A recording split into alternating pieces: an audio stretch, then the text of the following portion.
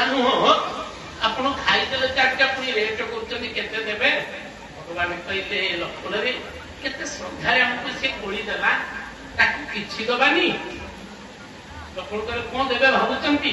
ନା ଚାରିଟା କୋଳି ଦେଇଛି 9ଟା ନବ, ଲାଭ ଉପରେ ଆହୁରି ଡବଲ ଉପରେ ଆହୁରି ଲାଭ। ଚାରି ଦେଇଥିଲା ଧର୍ମ ଅର୍ଥ କାମ ମଧ୍ୟ ନେଲା କଣ? ନବଧା ଭଗତି କହଁ କହି ପାହି, ନବଧା ଭଗତି କହଁ କହି ପାହି, ସାବଧାନ ଶୁଣୁ କରୁ ମନ ମାଇ, ଏ ମହାବାହୁ ମହାବାହୁ ମହାବାହୁ, ନାମ ଜପି ଦିନ ମୋର ଯାଉ, ଏ ମହାବାହୁ ମହାବାହୁ ମହାବାହୁ, ନାମ ଜପି ଦିନ ମୋର ଯାଉ, ଏ ମହାବାହୁ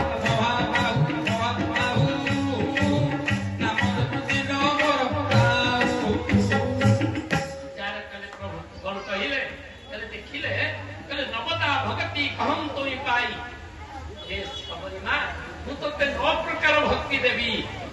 କଣ କଣ?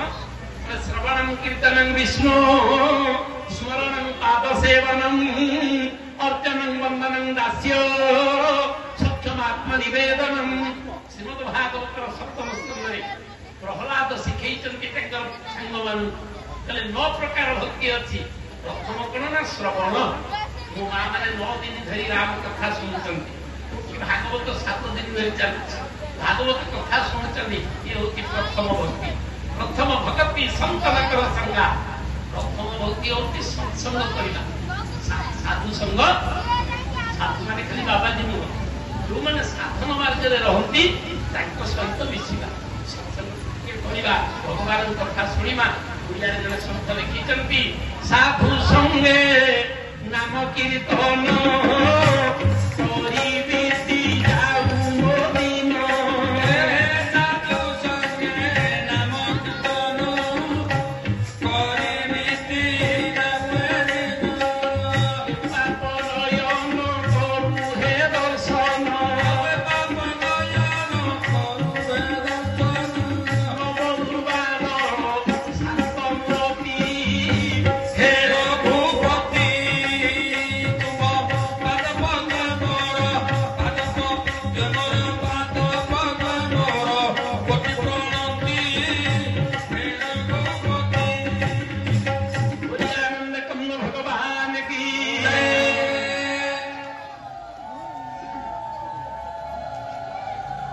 ଯେଉଁ ସତ୍ସଙ୍ଗ ଟିକେ ଗତ ବର୍ଷ ଠାରୁ ମହାପ୍ରଭୁ ଆମମାନଙ୍କୁ କୃପା କରିଛନ୍ତି ନା ନାଇଁ, ଭଗବାନଙ୍କର କଥା ଟିକେ ଶୁଣିପାରୁଛେ। କଳିକାଳ ଯିବ, କେତେବେଳେ ହରିବୋଲ ହେଇଯିବା ଠିକଣା ନାହିଁ। ନାଇଁ, ଏ ଭିତରେ ଯେ ଦୁଃଖ ଦୁଃଖ ହଉଛି ବନ୍ଦ ହେଲେ ସଇଲା।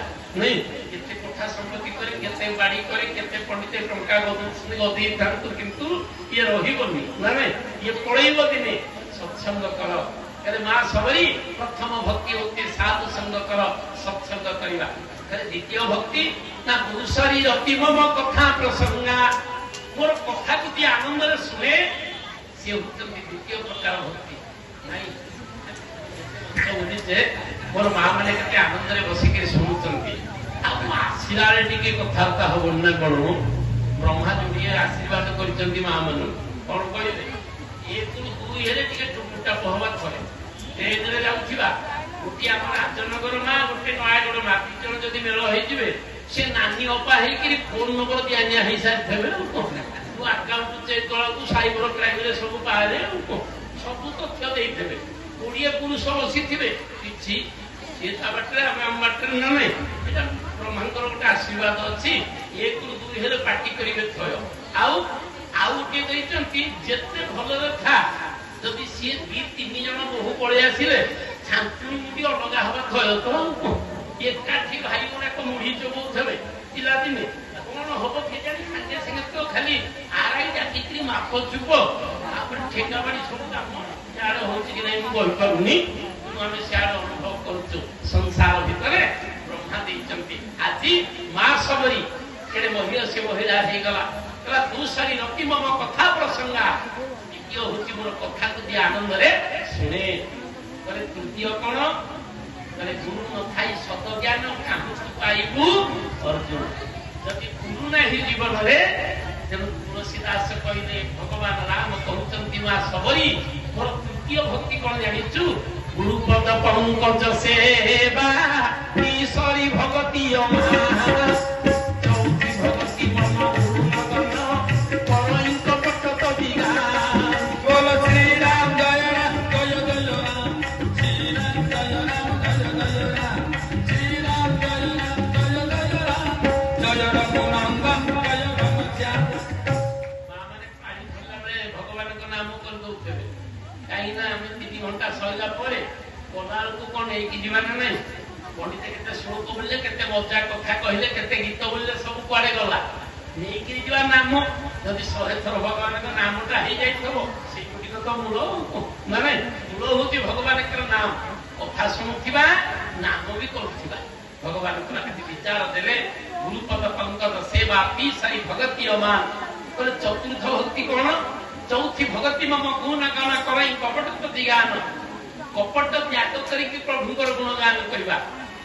पंडित भितर अहंकार थी मुझे बड़ पंडित एड़े बड़ ज्ञानी कथा कहते मूल्य हबनी भगवान कहले अहंकार शून्य हो मोर सेवक बोली विचार करी मोर कथा तुम्हें प्रसाद रूप में बांटी दियो। आज विचार कले ये मोर पंचम भक्ति कौन? मंत्र जहा मम दृढ़ विश्वास पंचम भजन सुखेद प्रकाश श्री राम जय राम जय जय राम जय जय राम जय रघुनंदन जय घनश्याम।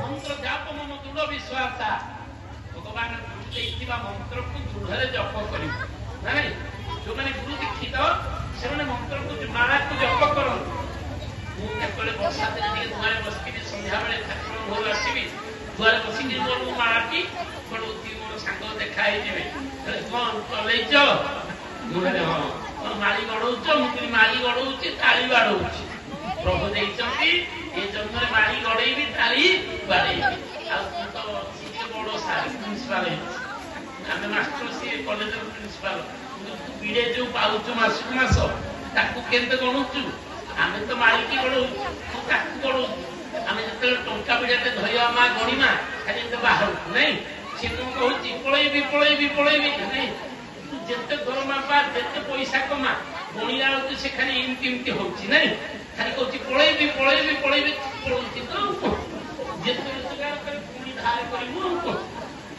ना नहीं दरमा पाँच कितु काम बढ़े जी दरमा अधिका काम मागेनि तुम 5,000 दबा कारण सी जो विड़ा गणिमु से खाली कब पलैबी पलैबी आउ जो मालाटी देती से भर को गढ़ जो मैंने माला नहीं लगनी एमती माला गढ़ अर्थात गुरुदत्त संपत्ति प्रभुंर नामटा भितर रहे अन्य संपत्ति बाहर को पलाए ना नहीं